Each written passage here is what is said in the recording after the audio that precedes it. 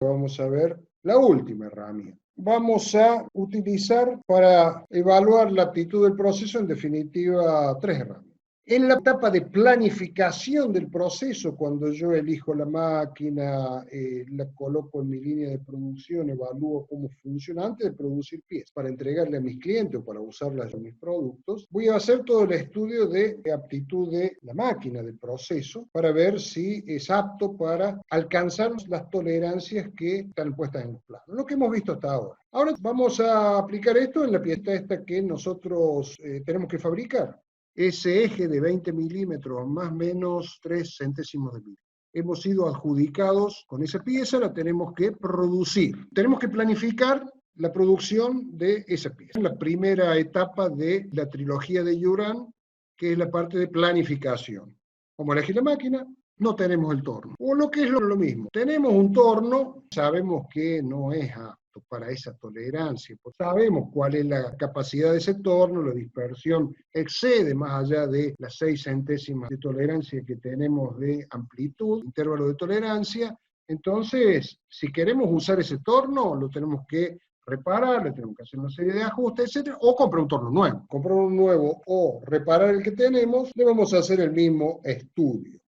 Muy bien. Recibo una telefonada de mi proveedor, estoy en condiciones de hacerte la prueba de capacidad de máquina. Voy a tomarle una fotografía a esa máquina, un estudio de aptitud de máquina en la casa del proveedor. La voy a hacer en la casa del proveedor, que me ha hecho la reparación, para evitar traer la máquina, que algo no funcione bien acá y después tener que llevarla de nuevo, ¿no? ¿Por qué digo que es una fotografía? Porque voy a tomar una muestra. A la muestra la voy a analizar como un elemento estático. Voy a fabricar 50 piezas, le voy a sacar valores estadísticos de media y dispersión y lo voy a analizar confrontándolo con mis tolerancias a través de la fórmula del CPK o del CMK en este caso. Es una fotografía. El CMK me da una fotografía. Esto lo hago en el fabricante de la máquina. Determino el tamaño del lote, no puede ser menos de 50 piezas. Recuerden que si tomo una muestra muy pequeña, la representatividad de los límites naturales que calculo tienen poca exactitud. La muestra debería ser lo más grande posible. Si estamos hablando de un torno, 50, 100 piezas, ya parece un número bastante representable. ¿Qué voy a analizar? Solamente la máquina y la herramienta. ¿Por qué? No puedo analizar todas las condiciones de funcionamiento porque está trabajando en la planta del proveedor, no en mi planta. En realidad lo que estoy analizando es la máquina, y por eso es que le voy a exigir un CMK más grande que el que yo necesito. Si yo necesito 1,33 en la planta, le voy a pedir 1,66. Muchas veces lo define el cliente. Si el cliente me exige a mí 1,33, le voy a pedir 1,66, proveedor de máquina. Si el cliente a mí me pide 1,66, le voy a pedir 2. Muy bien. Hago la muestra, le saco esa fotografía. La imagen es esta. Me tiene que dar mayor o igual a 1,66. Esta es la imagen que me revela esa fotografía. Un valor.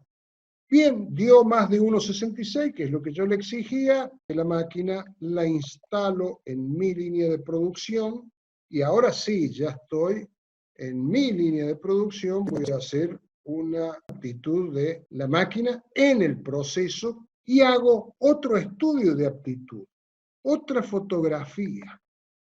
Lo voy a denominar aptitud de proceso porque está dentro de mi planta con todas las condiciones en que va a trabajar ese proceso. Eso significa que en general voy a hacer una producción un poquito mayor. Algunas empresas que tienen definido hacer un día de producción, ¿sí? Las automotrices, muchas de ellas utilizan ese criterio, y si no, una cierta cantidad de piezas, generalmente un poco más grande el lote, lo que hice en mi proveedor.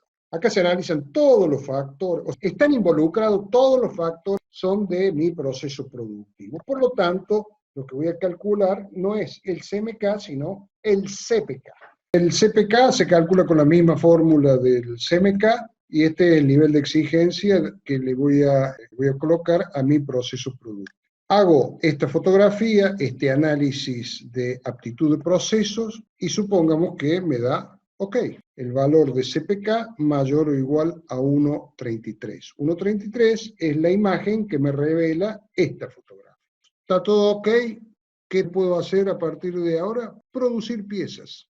Todo lo que hemos hecho son muestras para evaluar el proceso productivo. Hasta acá llega la parte de planificación en lo que respecta a esa máquina en particular. ¿Sí? El primer paso de la trilogía de Juran que habíamos visto.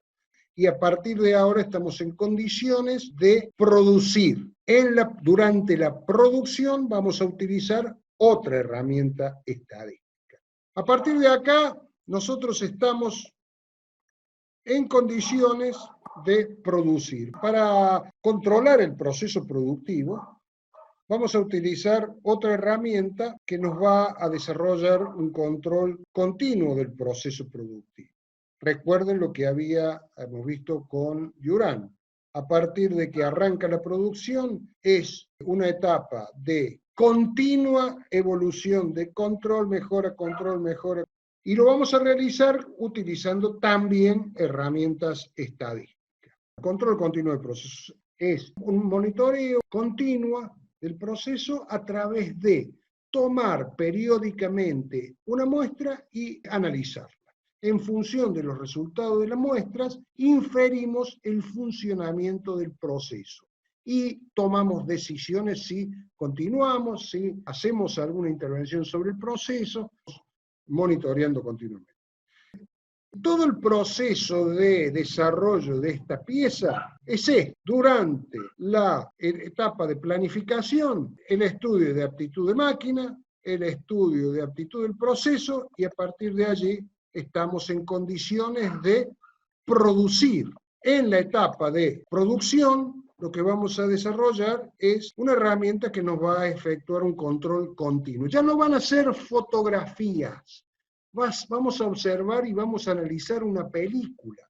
Acá, en la actitud de máquina, analizamos una fotografía, el valor del CMK. Acá evaluamos otra fotografía distinta, y en este caso, cuando empezamos a producir, no vamos a analizar una fotografía, sino que vamos a generar una película. Obviamente, como toda película, vamos a tomar fotografías que van a ser observadas, pero en definitiva el análisis va a ser sobre la conjunción de todas esas fotografías una al lado de la otra a modo de una película. A través de fotografías que son muestras a intervalos establecidos, en periodos establecidos, todos periodos fijos. Y la herramienta que se utiliza se denomina gráficos de control. La herramienta estadística son los gráficos de control. Bien, vamos a ver cómo funcionan estos de los gráficos de control. Para ello, nos vamos a valer del ejemplo. Vamos a arrancar a producir ese eje de diámetro 20 más o menos 3 centésimos. Primero tenemos que tener en claro qué características vamos a poner bajo control continuo de procesos. La característica es el diámetro del eje, es una dimensión con su tolerancia, 20 más o menos 3 centésimos. Esa es la característica que vamos a poner bajo control continuo. Por lo tanto, los límites de especificación serán 20,03 y 19,97. Nuestras piezas tienen que estar dentro de esos límites. Vamos a utilizar, dijimos, los gráficos de control. Bien, solo para ilustrarlos, hay una multitud de gráficos de control. Ya sea para monitorear características por atributo, por ejemplo, está bien, está mal, pasa, no pasa, el color está correcto, no está correcto, o características por variables. Nosotros tenemos una característica por variable. Los diámetros, las dimensiones, son características variables. Por lo tanto, vamos a utilizar algún instrumento, un micrómetro, que me va a dar valores variables. Los gráficos que voy a utilizar son gráficos para características variables. Existen gráficos varios para características por atributo y varios gráficos para características por variables. Nosotros vamos a utilizar uno de esos gráficos, el gráfico de promedios y de rangos, porque es el gráfico de control más utilizado. Se aplica para procesos productivos seriados, ciertamente, y de cierta escala. Si tenemos que fabricar piezas a una muy baja escala, tenemos que utilizar otros gráficos, que existen gráficos para baja escala, para medir variables, pero con producciones a baja escala. Este es el más utilizado de todos los gráficos de control, es el que nosotros vamos a utilizar. Existen herramientas automáticas para hacer este seguimiento, existen software desarrollados donde se puede hacer el monitoreo con estos gráficos, particularmente si tenemos mediciones automáticas en una línea de producción, tendríamos que utilizar algún software que soporte estos cálculos estadísticos y que haga este estudio con estos gráficos. Existen variados software que manejan estos gráficos, ya sea porque los datos se carguen automáticamente o porque los carguemos nosotros a mano o a través de un instrumento electrónico.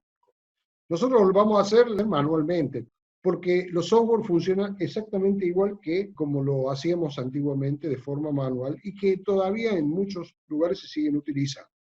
Y el práctico que vamos a realizar la clase que viene va a ser utilizando papel y lápiz.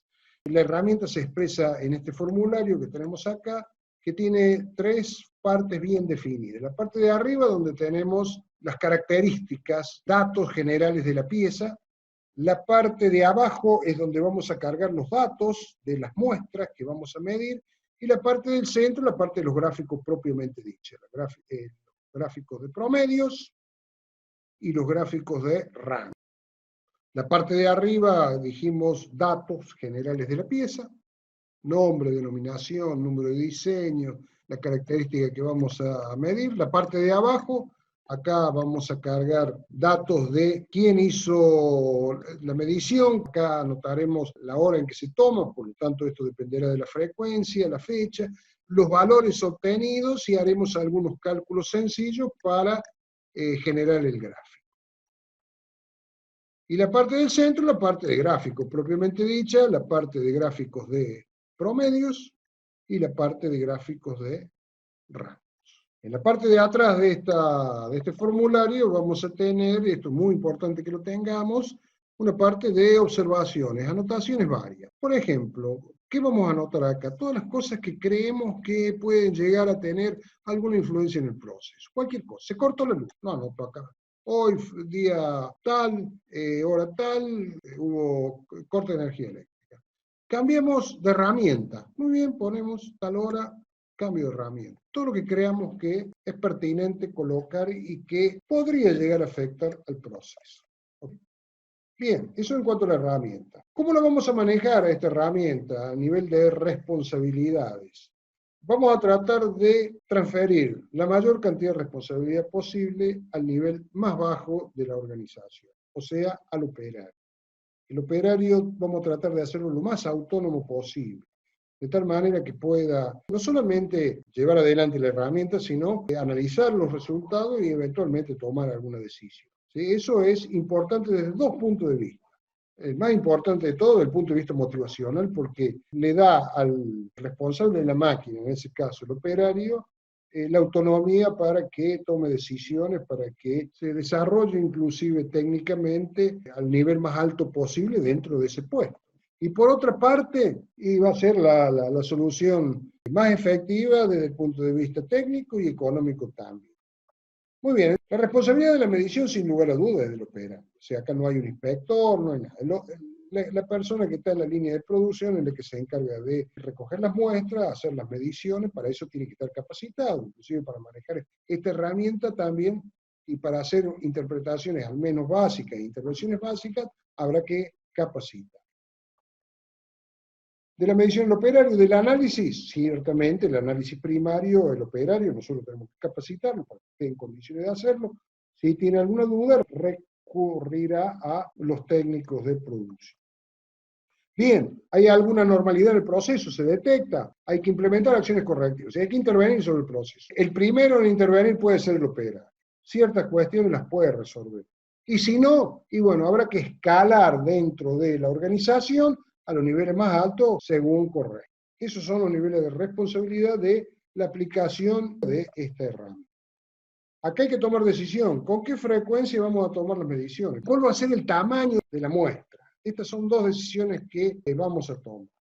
En cuanto a la frecuencia, puede ser cada tanto tiempo o cada tantas piezas. Lo más frecuente es utilizar un periodo de tiempo como frecuencia. El tamaño del lote. Bueno, puede tomar desde una hasta un montón de piezas. Pero va a depender de algunas cuestiones. Por ejemplo, de la escala. Si ustedes están en un torno como este, 5 piezas cada 15 minutos, es una muestra, digamos, frecuentemente utilizada. Eventualmente, si hay alguna desviación, habrá que tomar acciones de no conformidad. Bien, ahora empezamos a producir. Hace 15 minutos empezamos a producir. Primer paso, tengo que tomar las mediciones. Hace 15 minutos que empezamos a producir, pasó el primer periodo, tomamos 5 piezas. ¿Cómo recolectamos esa muestra? Esto es importante, 5 piezas fabricadas consecutivamente.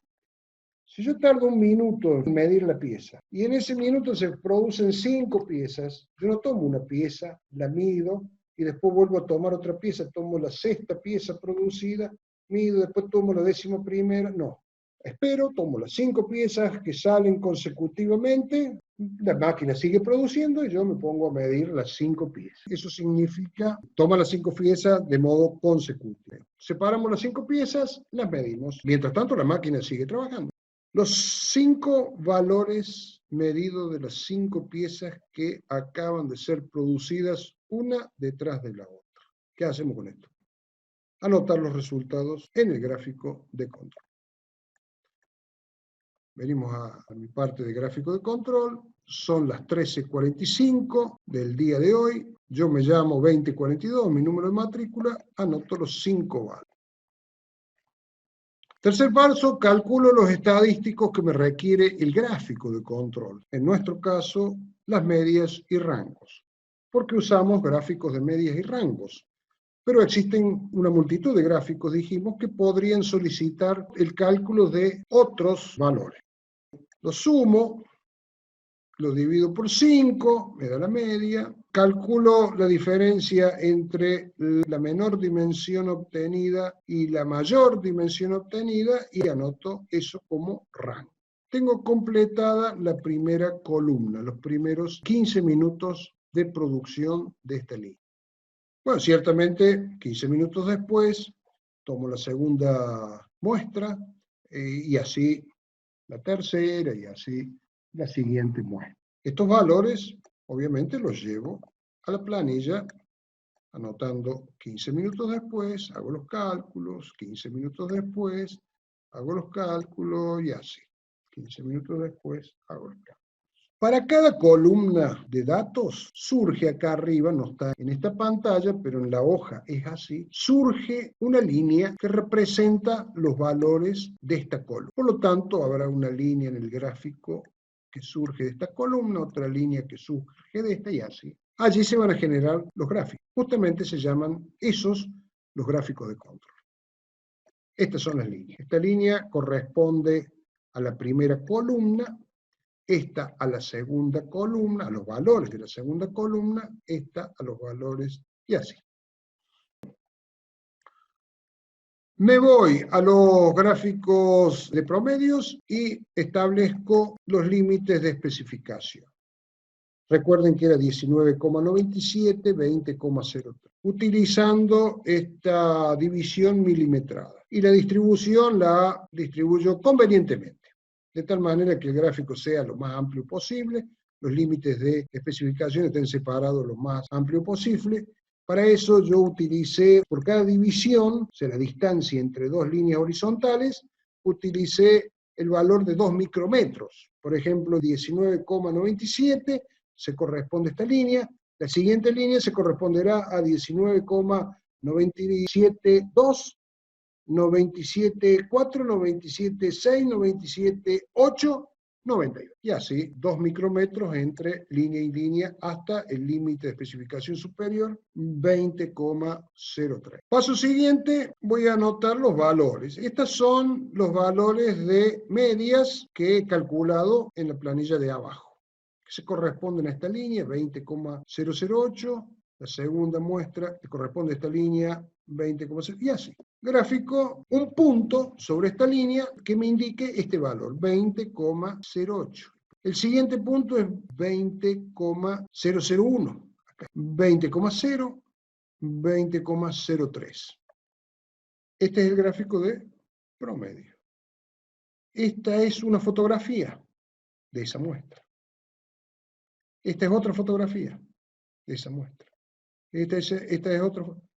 Esto que vemos acá es la película. Lo mismo hacemos para los rangos. Los rangos habíamos obtenido estos valores. Gráficos, 0,016, este punto, 0,020, 0,019, 0,032. Esta es la fotografía de los rangos, la primera, la segunda fotografía, y esta es la película de los rangos. Yo debería establecer los límites de control, que son aquellos que me indican los límites naturales, porque estoy tomando datos estadísticos, estoy generando valores de muestra, y por lo tanto, con todas esas variables, yo puedo estar en condiciones de analizar la distribución, calculando los límites de control, o lo que representa los límites naturales. Pero con 4 muestras es una muestra muy pequeña. Para comenzar a hacer el control, deberíamos tener por lo menos 20 series. Con 20 series ya tenemos una muestra lo suficiente como para ya establecer cuáles son los límites naturales de esa serie y que están representados a través de los límites de control. Yo no puse los valores de las mediciones, puse los valores directamente de las medias y de los rangos. Vamos a graficar estos valores. Estos son los valores de las medias, representados acá en el gráfico. Voy a calcular la media de las medias. Eso es importante porque, creo que estaban acá, claro que sí, la media de las medias y la media de los rangos, o sea, la media de las medias de todos estos valores y la media de todos estos valores, porque me van a servir para calcular los límites de control. Lo mismo hago para los rangos. Tengo los valores relevados, los gráficos. Cada punto es una fotografía, la línea es la película.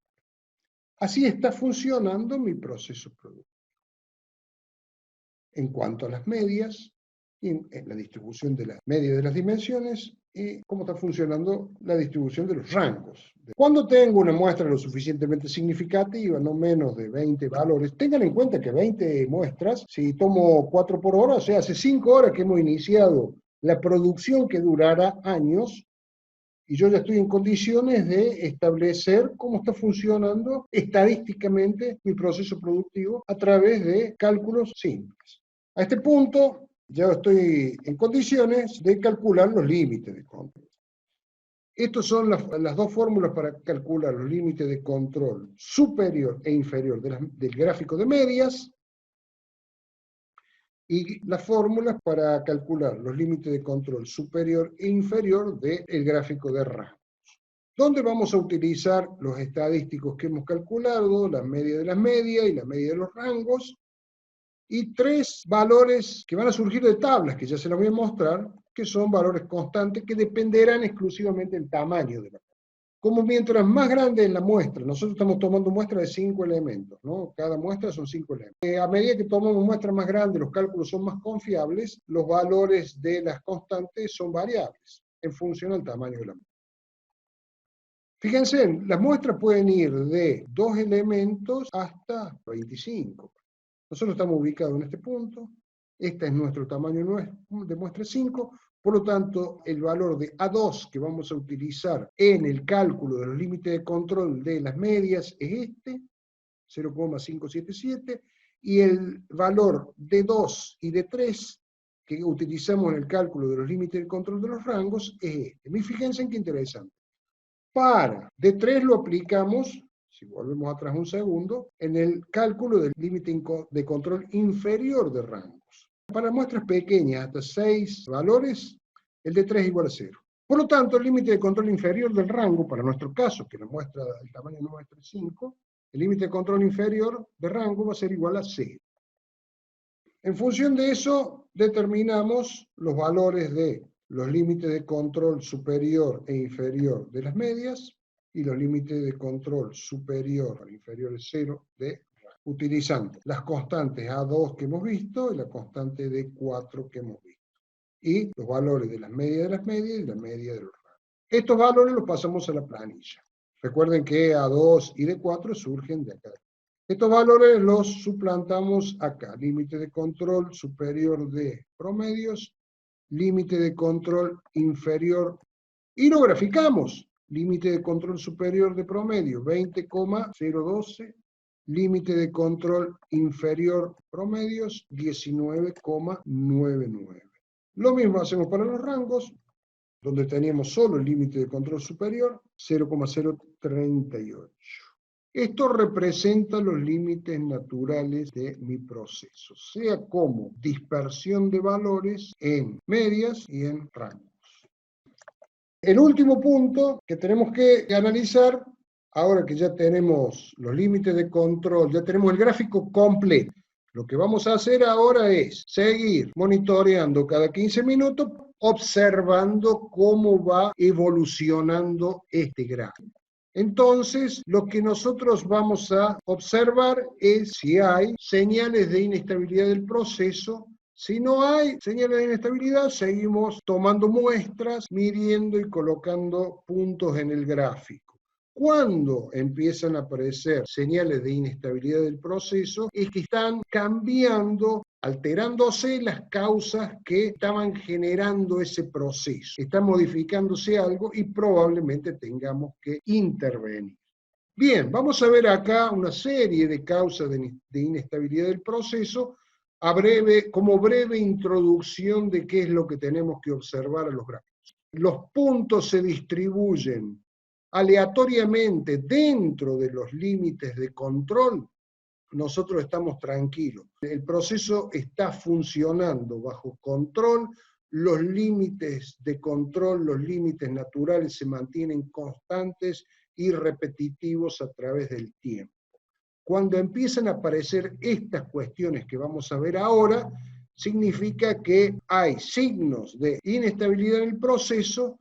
Entonces hay evidencias de que los límites naturales están cambiando, por lo tanto eso indica que hay una inestabilidad en el proceso que tenemos que corregir. Señales de inestabilidad, puntos fuera de los límites de control, sea por arriba o por debajo. No puede haber puntos fuera de los límites de control porque los límites de control representan los límites naturales. Por lo tanto, si son los límites naturales, efectivamente no tiene que haber puntos fuera de los límites de control. Si hay puntos fuera de los límites de control, significa que algo ha pasado.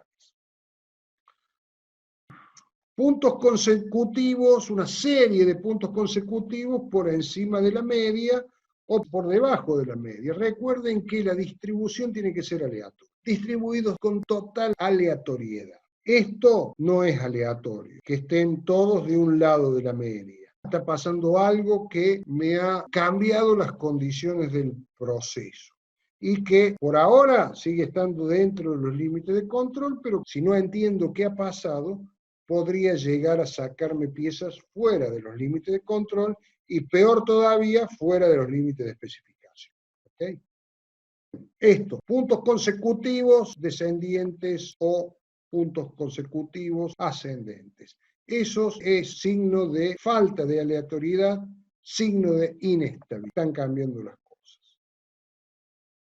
La mayoría de los puntos por fuera del tercio medio de los límites de o la mayoría de los puntos dentro del tercio medio. Esto indica falta de aleatoriedad.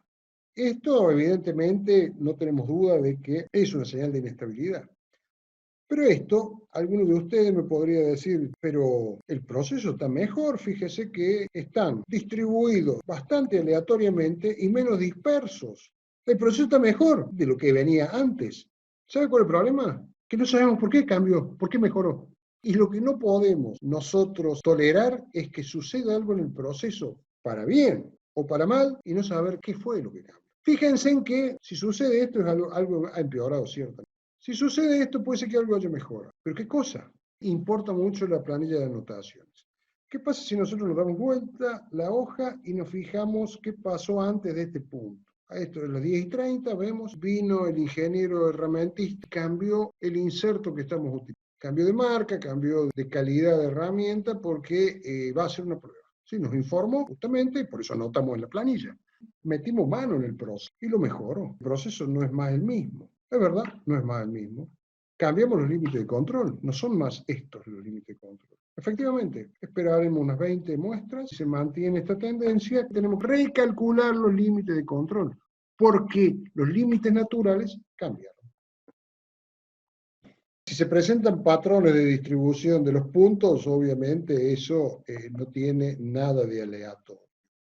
Tendencias crecientes y decrecientes, también. Todo eso son síntomas de inestabilidad que tenemos que evaluar y rápidamente, porque fíjense que si esto sigue, vamos a tener piezas fuera de los límites de control y después fuera de los límites de especificación. Entonces tenemos que actuar rápido. La decisión primaria dijimos que la toma el operario, y el operario, si no entiende qué pasa, para la máquina. Esa es la responsabilidad que tenemos que delegarle al operario. Muchos puntos muy cerca de los límites de control también es una señal de inestabilidad.